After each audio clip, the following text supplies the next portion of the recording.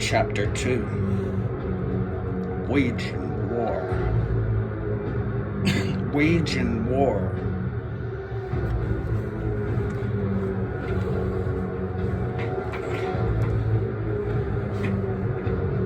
Oop, here we go.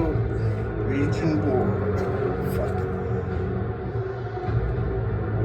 Sun Tzu said, in the operations of war, where there are in the field 1,000 swift chariots and as many heavy chariots and 100,000 mail-clad soldiers with provisions enough to carry them 1,000 li. Expenditures at home and on the front, including entertainment of guests, small items such as glue and paint. The sum spent on chariots and armor will reach the total of 1,000 ounces of silver per day. Such is the cost of raising an army of 100,000 men. When you engage in actual fighting, if victory is long in coming, then men's weapons will grow dull and their ardor will be dampened. If you lay siege to a town, you will exhaust your strength.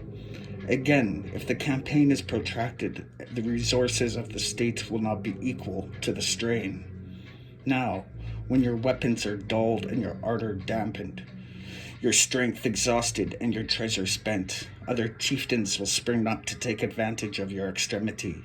Then no man, however wise, will be able to avert the consequences that must ensue. Thus we have heard of stupid haste in war. Cleverness has never been associated with long delays. Therefore, is no instance of a country having benefited from prolonged warfare. It is only one who is thoroughly acquainted with the evils of war that can thoroughly understand the profitable way of carrying it on.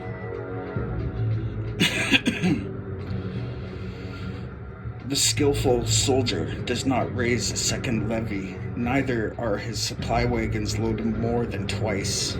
Bring war material with you from home, but forage on the enemy. Thus the army will have enough food for its needs. Poverty of the state exchequer causes an army to be maintained by contributions from a distance. Contributing to maintain an army at a distance causes the people to be impoverished. On the other hand, the proximity of an army causes the prices to go up, and high prices cause the people's substances to be drained away. When their substance is drained away, the peasantry will be afflicted by the heavy exactions. With this loss of substance and exhaustion of strength, the homes of the people will be stripped bare, and 3/10 of their income will be dissipated, while the government expenses for broken chariots, worn-out horses, breastplates and helmets, bows and arrows, spears and shields, protective mantles, draught oxen and heavy wagons will the amount of 4/10 of its total revenue. Hence, a wise general makes a point of foraging on the enemy. 1 cartload of the enemy's provisions is equivalent to 20 of one's own, and likewise a single pickle of its provender and is equivalent to 20 from one's own store. Picule, I think, is a type of measurement.